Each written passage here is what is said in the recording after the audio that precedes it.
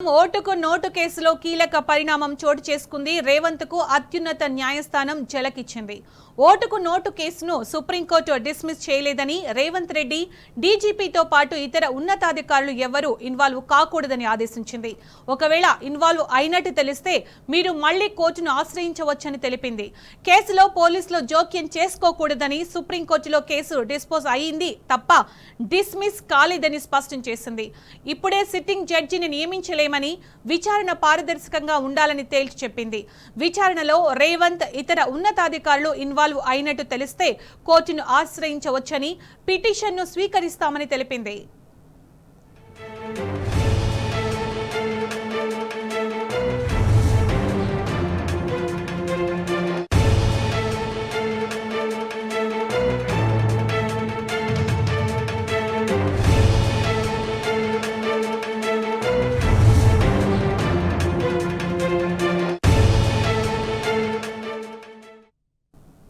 ఇక ఇదే అంశానికి సంబంధించి పూర్తి సమాచారం మా ప్రతినిధి లివిల్ అందిస్తారు. లివిల్,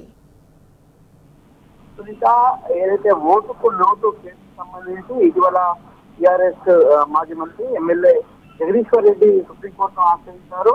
ఓటుకు నోటు కేసులో ఇప్పుడున్న ఆనాడు ఓటుకు నోటు కేసులో ఉన్న ఎవరైతే ఉన్నారో వారు ఇప్పుడు ముఖ్యమంత్రి హోదాలో ఉన్నారు. ముఖ్యమంత్రి హోదాలో ఉన్నారు కాబట్టి రాష్ట్రంలో ఉన్న ఏసీబీ మేనేజ్ చేసి ఏసీబీని తప్పుదో పట్టించే అవకాశం ఉంది. కాబట్టి ఈ కేసును ఇతర రాష్ట్రాలకు బదిలీ చేయాలని చెప్పేసి, ప్రధానంగా భోపాల్ కు ఈ కేసును బదిలీ చేయాలని చెప్పేసి సుప్రీంకోర్టులో పిటిషన్ దాఖలు చేశారు. పిటిషన్ సంబంధించి 2 సార్లు విచారణ స్వీకరించిన సుప్రీంకోర్టు పలు అంశాలను కూడా ప్రస్తావించింది.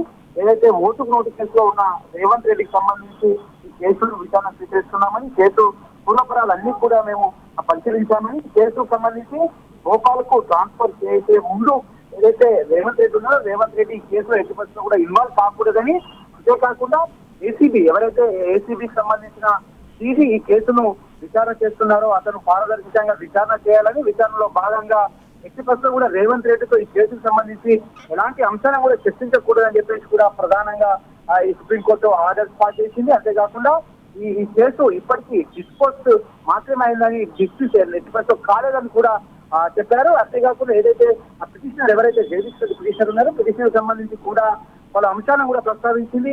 ఒకవేళ ఏదైతే రేవంత్ రెడ్డి ముఖ్యమంత్రిగా ఉన్నాడు కాబట్టి ఏసీబీకి సంబంధించిన డీజీ రేవంత్ రెడ్డితో మాట్లాడినట్టు కానీ, కేసును ఇన్ఫ్లుయెన్స్ చేసినట్టు కానీ మీకు తెలిస్తే మళ్ళీ సుప్రీంకోర్టు ఆశ్రయించవచ్చు.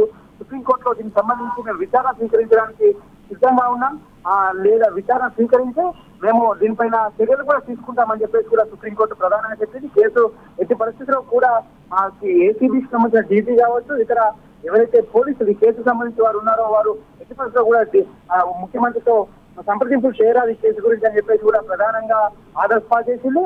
అంతేకాకుండా ఈ కేసుకు సంబంధించి స్వతంత్రంగా ఏసీబీ డీజీ స్వతంత్రంగా వివరించాలి. ఒకవేళ రేవంత్ రెడ్డికి కేసు చెప్పినట్టయితే మరోసారి కూడా కోర్టును ఆశ్రయించవచ్చు అని చెప్పేసి కూడా పిటిషనర్ కు సూచించింది. పిటిషనర్ ఆశ్రయిస్తే మేము ఖచ్చితంగా విచారణ పిటిషన్ స్వీకరించి విచారణ కొనసాగిస్తామని చెప్పింది. అంతేకాకుండా ఈ కేసును పారదర్శకంగా ఉండే విధంగా చర్యలు చేపట్టాలి. ఇప్పుడు ఏసీబీ డీజీ ఎట్టి పరిస్థితుల్లో కూడా ఈ కేసుకు సంబంధించి విషయాలను ప్రభుత్వంలోని పెద్దలు ఎవరైతే ఉన్నారో ముఖ్యమంత్రి ఓటుకు నోటు ఉన్నాడు కాబట్టి అతనితో పంచుకోవడానికి వీల్లేదని కూడా ప్రధానంగా ఆర్డర్స్ లో మెన్షన్ చేసింది. ఈ కేసును తదుపరి విచారణకు సంబంధించి కూడా చెప్తామని చెప్పింది. అంతేకాకుండా ఈ కేసుకు సంబంధించి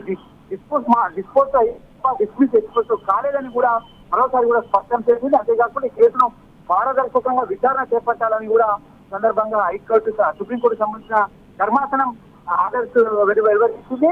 ఈ కేసుకు సంబంధించి ఇప్పటికే పలు దఫాలుగా విచారణ కూడా కొనసాగింది. అయితే ఈ విచారణకు సంబంధించి ఎట్టి పరిస్థితుల్లో కూడా ఈ ముఖ్యమంత్రికి కానీ ముఖ్యమంత్రి కార్యాలయానికి కానీ ఈ విషయాలు చెప్పకూడదని మాత్రం ప్రధానంగా ఆర్డర్స్ లో ఇష్యూ చేసింది. సునీత, రైట్ లివిల్, థ్యాంక్ యూ.